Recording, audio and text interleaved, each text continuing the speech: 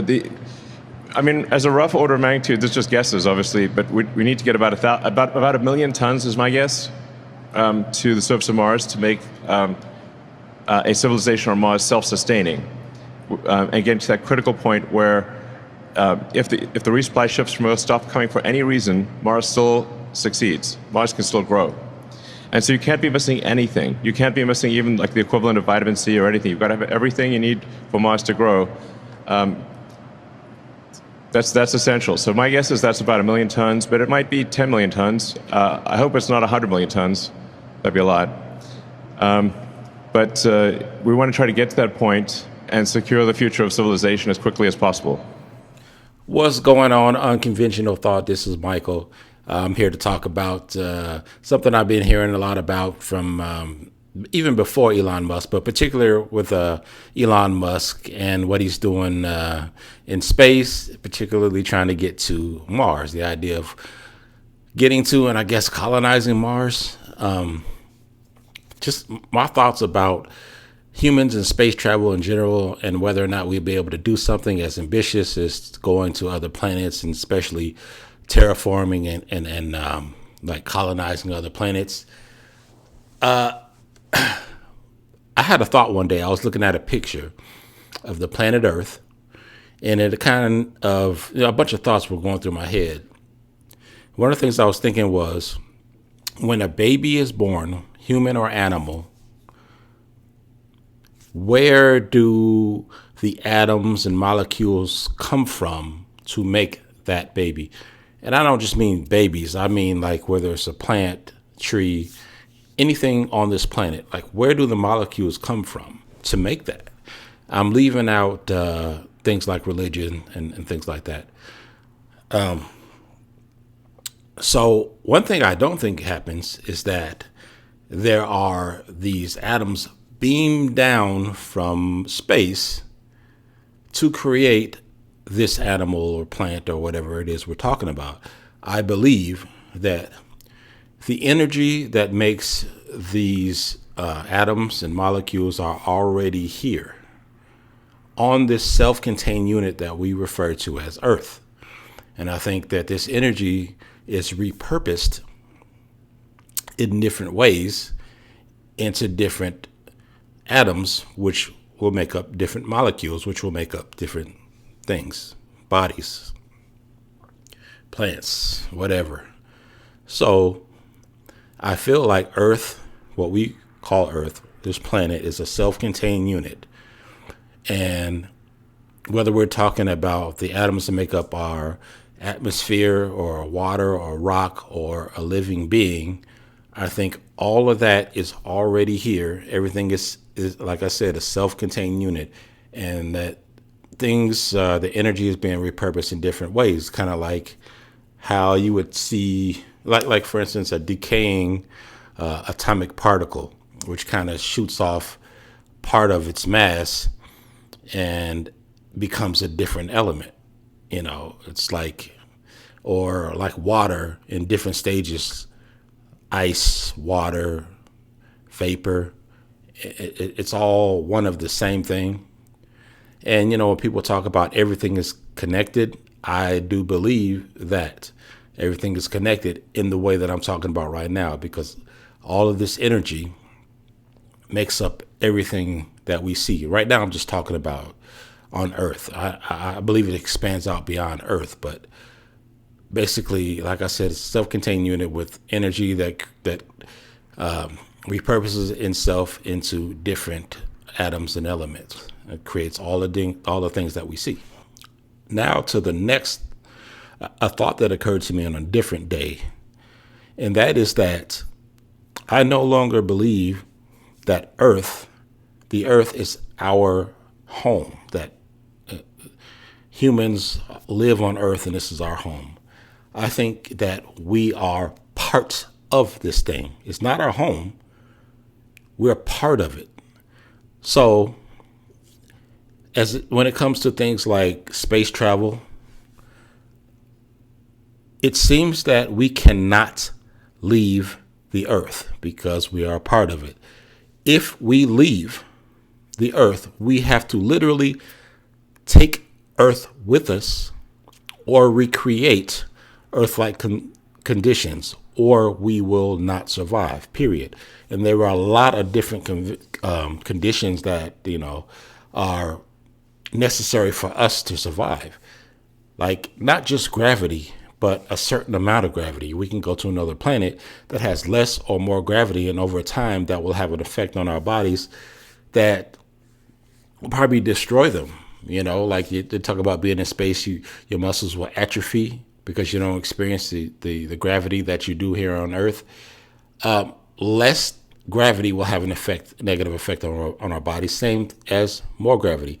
Same thing with air pressure. We can go to another planet, but there's a certain amount of molecules that need to act on our body from the outside to keep everything together. That's like if you go in space without a spacesuit, even if you have a helmet that gives you oxygen, if you don't have a spacesuit so that you have these gas molecules acting against your body, you're still going to die. And, you need to have certain types of molecules to breathe in and a certain amount pushing against your body. Like even here on Earth, we need to be in a specific area of Earth. With our atmosphere, there are, like, from what I am seeing here, 5 different layers: troposphere, stratosphere, mesosphere, thermosphere, and exosphere. This is all Earth's atmosphere, but we need to be in the troposphere in order to survive. If you go higher elevations, you're going to start to run into problems like, going summiting Everest. It's not just the cold or the climb that will be your problem. It's the difference in air pressure and things like this. So whether we go underwater or high up in the air, we run into problems. We need to be on land in the troposphere.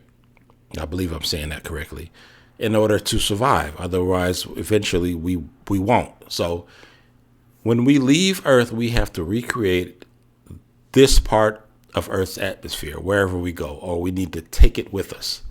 So I think if we went to another planet, there's no possible way we can survive. I think the only way that humans could survive on another planet over an extended period of time is if we were to evolve, where we would literally mutate so that we can live in a planet, kind of like in the movie Total Recall, when they had those mutants. Not in the same way, but we would have to literally mutate. But I don't think that we would survive long enough generations for these mutations to take place. I think we would die out. The most basic thing that human and animal and plant life needs is fuel. And what we use for fuel, we're talking about food and water. There's no coincidence that everything that we need is on this planet. If we go somewhere else, I'm pretty sure there's nowhere else in the entire universe that has things, that has sustenance that we could use as fuel for our bodies. I think that more than likely, if we were to take in something that even seems edible, it would have a negative effect on our bodies, because we're not part of whatever that planet is. So whatever it has to offer won't work with our bodies as fuel. Everything that we need is already here. Again, it's no coincidence that our bodies can use things that grow out of the earth as fuel, because I think we're all part of the same energy. That's why one animal can eat another animal and use its matter as fuel, or we can eat from a plant or drink from the water here on Earth and use it for fuel for our bodies. But if we go somewhere else, we will not have that. Again, we would have to take it with us. We can't even recreate food somewhere else. We would have to take it with us. I mean, we can make some processed lab food, but I don't even know if you can create that completely from scratch. I think you would probably have to have some elements from Earth. And again, I don't know how well those processed foods would do over a long period of time as fuel. I definitely do not believe that whatever it is that Elon's talking about, I don't think we have a chance. And and things like terraforming a planet, we're having issues with our own freaking, we're talking about changes in our own, our own climate. If we could terraform another planet to make it livable, we can definitely make ours what we need to be. Even we can make it even better, where arid deserts would be able to produce, mass crops and things like that. We still struggle with our Earth, which is not made for us, but it works for us because we're part of it. Like, I never like when people say, well, it always seemed weird to me when people say that we're living in the habitable zone where it's just perfect and we're so lucky. I don't believe that. I think we just evolved to, as beings that live as part of this planet, we have evolved so that we can live on it. I don't think that everything's perfect for us. I think we just evolved to be able to live on it. I think there is no chance anytime soon, without some type of technology that we don't know anything about. I don't even think we can get to planets outside of our solar system, but just being able to get to places like Mars, which is, one of the closest planet. There are a lot of issues just getting there and then getting back. And then if we get there, trying to live there, it is not possible. We have to live on Earth. And when I say on Earth, if we go to another planet or outside, in the space, we still need to take Earth with us or recreate it. Otherwise, we will not live. And to sum it up, that's just, something I was thinking about. I don't believe that this is our home. I believe we are a part of it. Earth is a self-contained unit, this planet, and everything that we see, it comes from the same energy, and it's just repurposed. I think there is some energy that comes from the sun that's always being beamed down.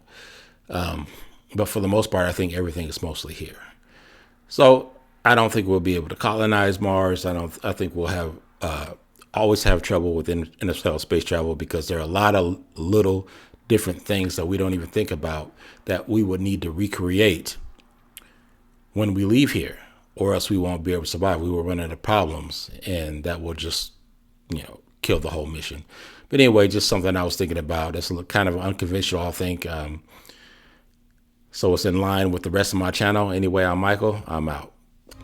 All life is connected on this planet, and everything I do is in one way or another going to affect someone else that I share this planet with, or some other creature that I share this planet with.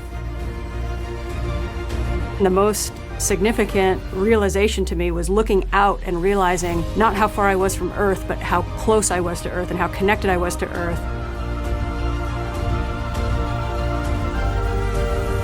I'd give a lot to see that view again.